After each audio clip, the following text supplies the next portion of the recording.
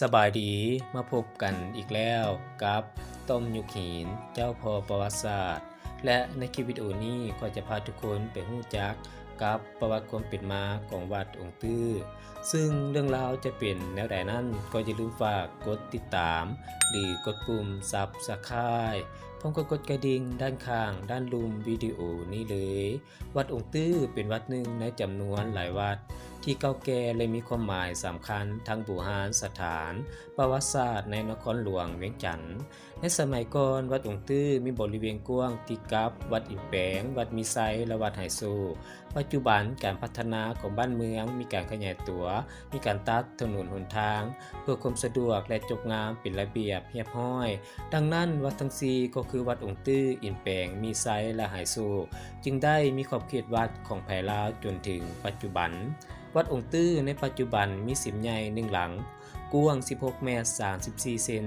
ยาว40 เมตรสูงประมาณ25 เมตรภายในสิมมีพระพุทธรูปใหญ่รอด้วยทองหน้าตักกว้าง3 เมตร 40 เซนสูง5 เมตร 80 เซนมีชื่อว่าพระเจ้าใหญ่องค์ตื้อซึ่งแม่นพระเจ้าไสยะเศรษฐาธิราชเป็นผู้นำพาสร้างขึ้นเมื่อปีพ.ศ. 2109 หรือค.ศ. 1566พร้อมกับพระศุกร์พระไสยพระเสริมนั่นเองวัดองค์ตื้อเดิมมีชื่อว่าวัดศรีภูมิต่อมาถึงปีพ.ศ. 2109 หรือค.ศ. 1566พระเจ้าไสยเศรษฐาธิราชที่1ได้สร้างพระเจ้าใหญ่องค์ตื้อขึ้นและประดิษฐานไว้ที่วัดศรีภูมิแห่งนี้จึงได้ตั้งชื่อวัดใหม่ว่าวัดองค์ตื้อตามชื่อของพระพุทธรูปใหญ่นั่นเองวัดองค์ตื้อนี้ได้ปฏิสังขรณ์วัดศรีภูมิซึ่งเป็นวัดเก่าแก่สมัยพญาจันทบุรีประสิทธิศักดิ์ได้สร้างขึ้นในระหว่างปีพ.ศ. 200 กว่าปีหรือค.ศ. 300 กว่าปีหลังจากนั้นมาเป็นเวลา 1,870 กว่าปีจนมาถึงรัชสมัยของพระเจ้าไสยเศรษฐาธิราชได้เป็นผู้มาสถาปนาเอาเมืองจันทบุรีขึ้นเป็นนครของอาณาจักรลาวล้านสร้างในปีพ.ศ.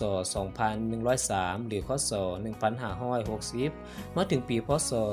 2109 หรือค.ศ.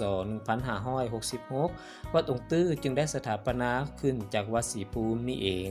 หลังจากนั้นต่อมาก็ได้ถูกทำลายหลายครั้งดังนี้ครั้งที่1เมื่อปีพ.ศ. 2127 หรือค.ศ. 1574ในรัชสมัยของพญาสุรินทร์ฤทัยเสตีนาพม่าได้เข้ามาเบียดยึดตีนครหลวงเวียงจันทน์จนสำเร็จครั้งที่2เมื่อปีพ.ศ. 2322 หรือค.ศ. 1779ในรัชสมัยของพระเจ้าสุริบุญญสารเสตีนาสยามได้เข้ามารุกรานเบียดยึดตีนครหลวงเวียงจันทน์เป็นครั้งที่1ในรัชสมัยของพระเจ้าตักสินนำโดยพญามหากษัตริย์เซึกครั้งที่3เมื่อปีพ.ศ. 2370 หรือค.ศ. 1827ในรัชสมัยของพระเจ้าอานุวงศ์เสตีนาสยามได้เข้ามารุกรานตีนครหลวงเวียงจันทน์เป็นครั้งที่2ในรัชกาลที่3ของพระนางเกล้าเจ้าอยู่หัวได้ออกคำสั่งให้ทำลายเมืองเวียงจันทน์ให้พินาศมุนทลายจะได้กลับมาเป็นบ้านเป็นเมืองอีกต่อไปถึกจูดและมั่งเพทำลายวัตถุมีค่าทุกอย่างในเวียงจันทน์ครั้งที่4เมื่อปีพ.ศ. 2416 หรือค.ศ. 1873พวกจนห่อหรือว่าชนเผ่าหนึ่งของจีนได้เข้ามาปล้นระดมกุดเอาของมีค่าทำลายมั่งเพวัตถุโบราณสถานที่เปเพอยู่แล้วนั้นยิ่งเปเพไปตืมอีกพร้อมกับลักเอาทรัพย์สมบัติของมีค่าที่ยังเหลือไปตืมจนเกือบหมดนั่นก็คือประวัติความเป็นมาของวัดองค์ตื้อที่มีอายุเก่าแก่และยาวนานหลายชั่วอายุคนพร้อมกับบาดแผลสงครามที่ยังเหลือไว้ให้คนรุ่นหลังได้หำเรียนและศึกษาทางประวัติศาสตร์ว่ามีที่มาแนวใดกันแท้มาฮอดนี้ก็สิ้นสุดลงเพียงเท่านี้